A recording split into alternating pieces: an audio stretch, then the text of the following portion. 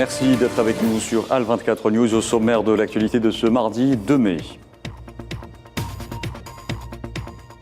Le détenu politique palestinien Khader Adnan meurt en prison après une grève de la faim de 87 jours. Les autorités palestiniennes imputent ce crime à l'entité sioniste et exigent une enquête internationale. La province d'Alep en Syrie ciblée une nouvelle fois par les frappes de l'entité sioniste. Bilan 1 mort et 7 blessés. L'aéroport est hors service. L'Iran annonce la reprise des activités de 3 de ses missions diplomatiques en Arabie Saoudite, évoquant une nouvelle étape du rétablissement diplomatique du pays au Moyen-Orient. Et en France, 540 personnes interpellées, plus de 400 policiers ou gendarmes blessés lors de manifestations du 1er mai, ponctuées par le rejet de la réforme des retraites.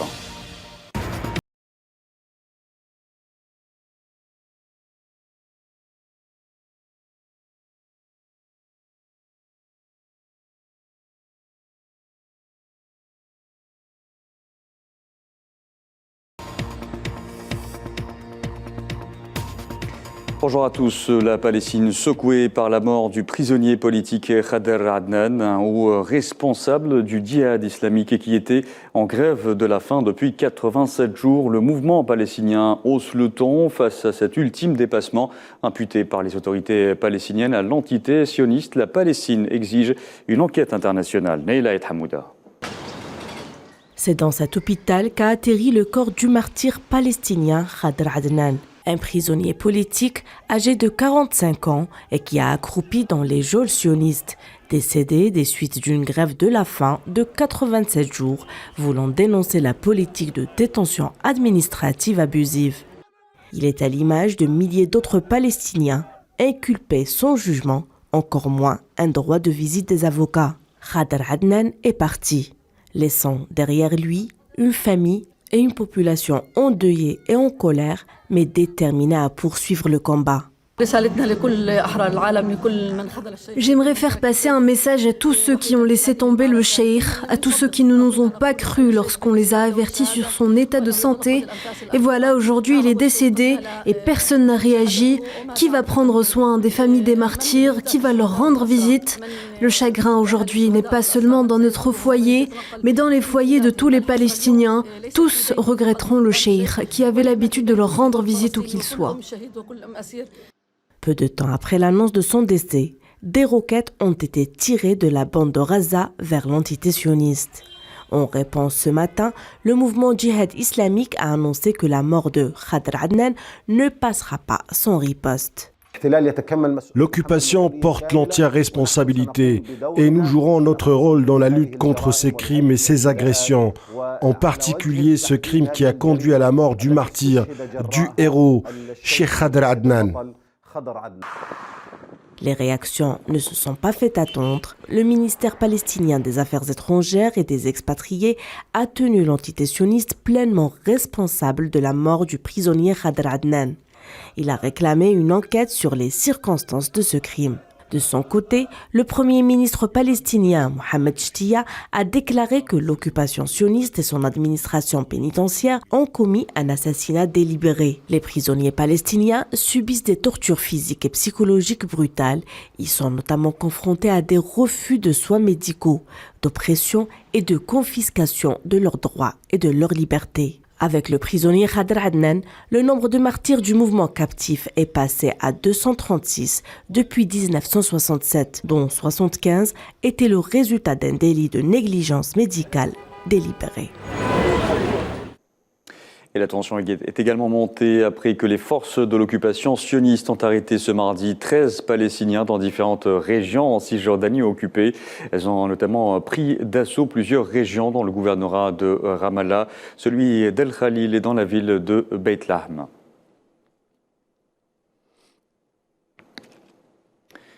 Et je vous en parlais en titre des frappes de l'entité sioniste sur la province d'Alep, dans le nord de la Syrie, ont causé la mort d'un soldat et blessé 7 personnes, dont 2 civils, et atteint l'aéroport international local qui n'est désormais plus opérationnel, selon l'agence syrienne Sana. Je vous en parlais également en titre. 3 missions diplomatiques iraniennes en Arabie Saoudite ont repris leurs activités. C'est ce qu'a annoncé le porte-parole du ministère iranien des Affaires étrangères, évoquant une nouvelle étape du rétablissement diplomatique du pays au Moyen-Orient.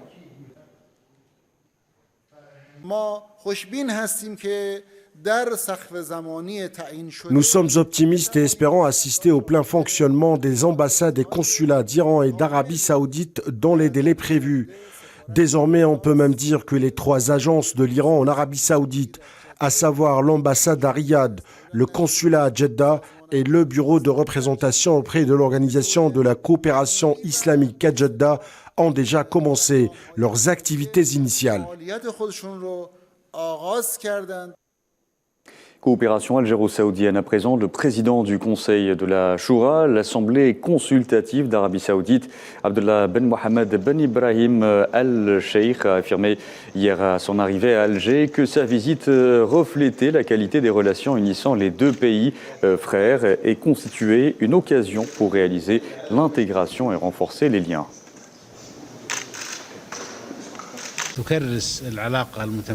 Cette visite vise à approfondir les relations exemplaires entre l'Arabie saoudite et l'Algérie, mais aussi les relations fraternelles entre le serviteur des 2 saintes mosquées et le président algérien.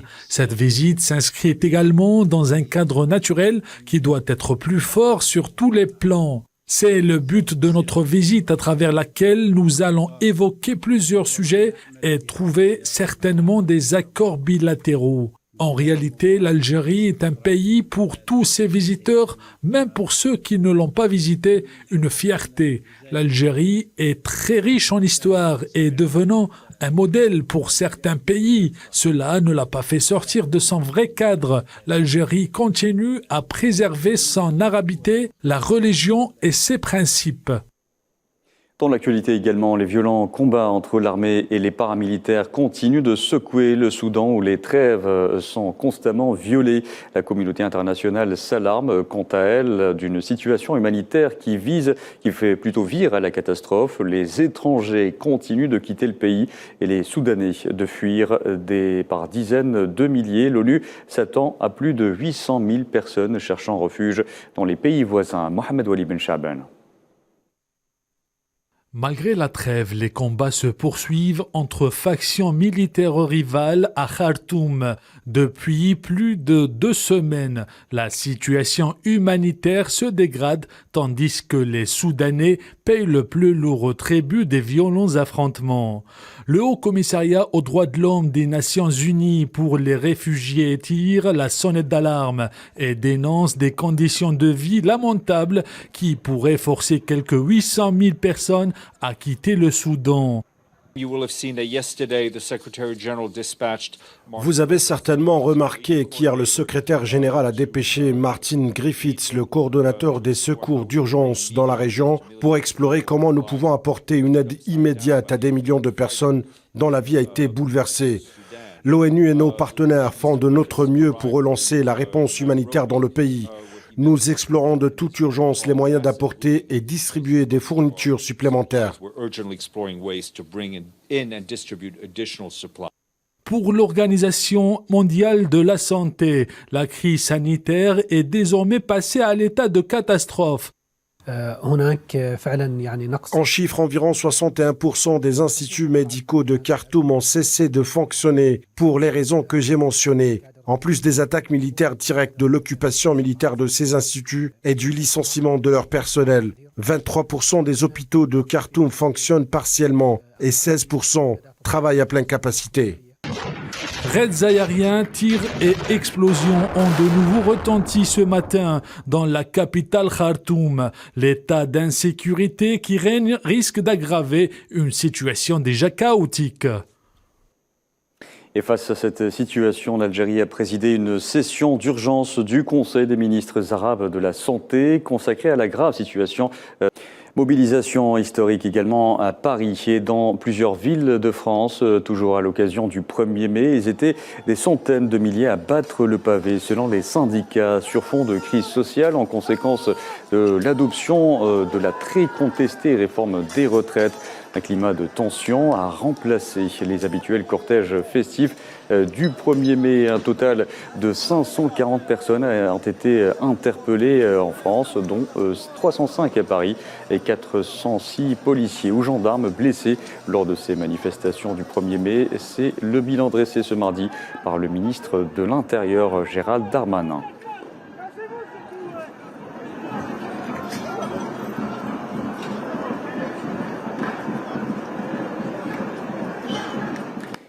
Parlons sport, à présent football, Coupe d'Afrique des Nations des moins de 17 ans. La sélection algérienne affronte ce mardi le Sénégal, co-leader du groupe A, à 17h au stade Nelson Mandela. La victoire est donc très importante pour l'Algérie si elle veut garder son fauteuil de leader et se qualifier en tant que premier du groupe. Les deux sélectionneurs se sont exprimés en conférence de presse d'avant-match.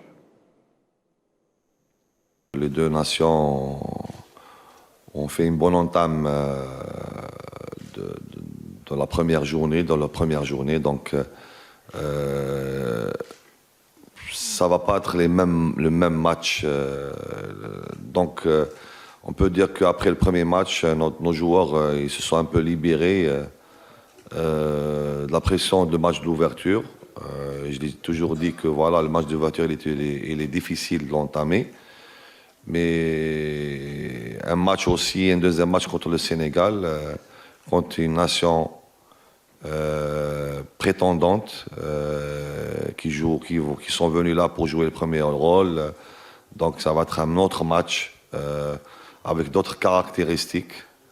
Bien sûr, ça va pas être la même valeur, sans sous-estimer la valeur de la Somalie, mais ça va être un match très très difficile pour les deux.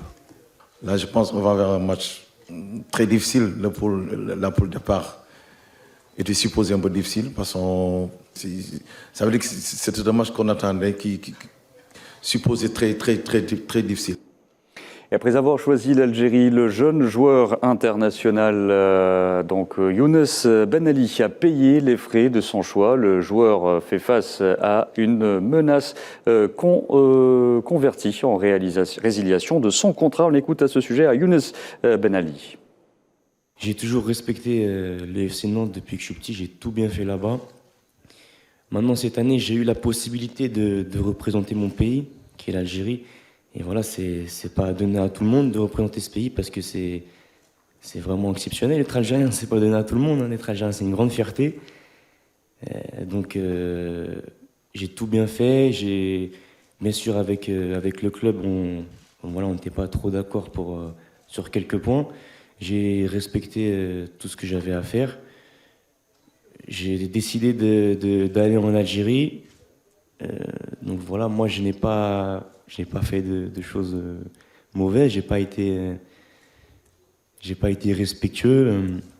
J'ai fait un choix qui est de représenter l'Algérie. Il faut respecter mon choix. Après voilà, il y en a qui sont pas d'accord avec moi. Mais le plus important, alhamdoulilah, c'est d'aller loin en compétition en cette Coupe d'Afrique, Inch'Allah. Pourquoi pas aller en Coupe du Monde, Inch'Allah.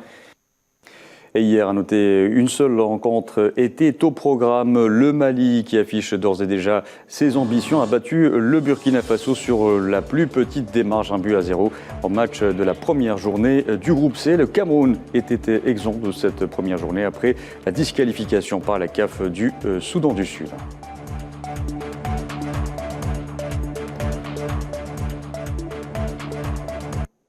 Voilà, c'était la dernière information de ce journal. Merci à vous de l'avoir suivi. Vous pouvez revoir ce programme sur le site d'Al24 News ou à travers les différentes plateformes en scannant le QR code qui s'affiche en bas de votre écran. Excellente soirée.